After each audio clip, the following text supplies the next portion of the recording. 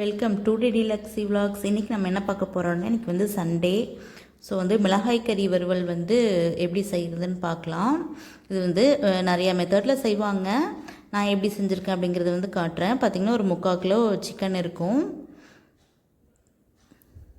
அப்புறம் பார்த்திங்கன்னா இதுக்கு ஃபுல்லாக வந்து மிளகாய் தான் தேவைப்படும், மசாலாலாம் எதுவும் தேவைப்படாது.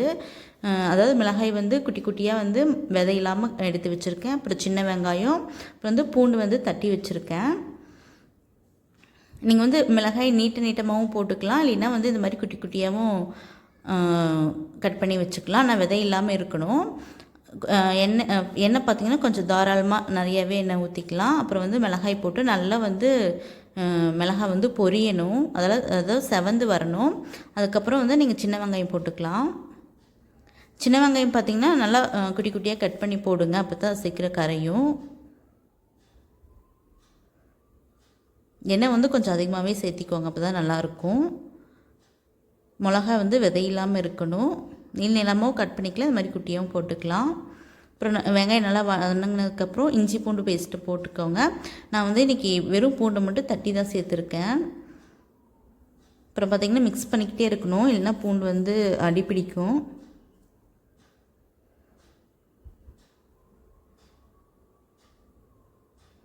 அதாவது பார்த்திங்கன்னா நல்லா வணங்கி வரணும், அப்போ தான் நல்லாயிருக்கும்.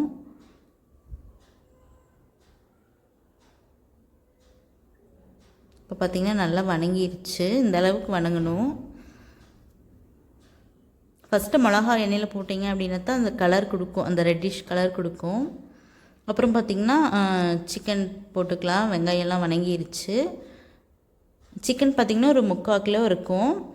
இது பார்த்திங்கன்னா நல்லா, அதாவது வந்து இந்த சிந்தாமணி சிக்கன், நல்லாம்பட்டி சிக்கன் பள்ளிபாளையம், இதுக்கு எல்லாத்துக்குமே பார்த்திங்கன்னா சிக்கன் வந்து நல்லா பொடிசாக குட்டி குட்டியாக கட் பண்ணியிருக்கணும், அப்போ தான் நல்லாயிருக்கும். அந்த எசன்ஸ் இறங்கி டேஸ்ட்டாக இருக்கும். எந்த அளவுக்கு முடியுமோ அந்த அளவுக்கு குட்டி குட்டியாக கட் பண்ணி வாங்கிக்கோங்க.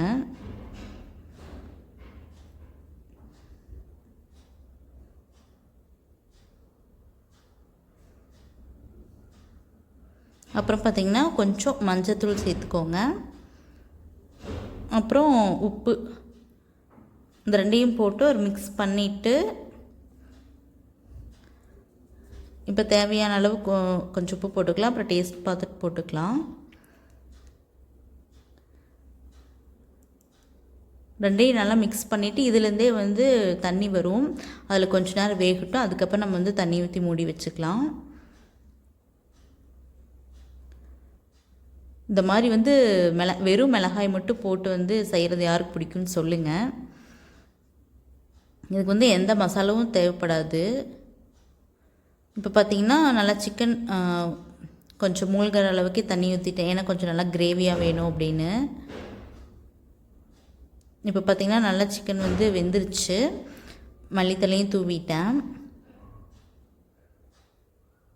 பார்த்திங்கன்னா இப்படி தான் இருந்தது. நீங்கள் ஒரு தடவை செஞ்சு பாருங்கள், எப்படி இருக்குன்னு சொல்லுங்கள் செஞ்சு பார்த்துட்டு. பார்த்திங்கன்னா சாப்பாடு போட்டாச்சு, சிக்கனும் போட்டாச்சு. இன்றைக்கி எங்கள் வீட்டில் சிக்கன் தான். வாங்க சாப்பிடலாம், எப்படி இருக்குன்னு செஞ்சு பார்த்துட்டு சொல்லுங்கள். பாய், தேங்க்யூ.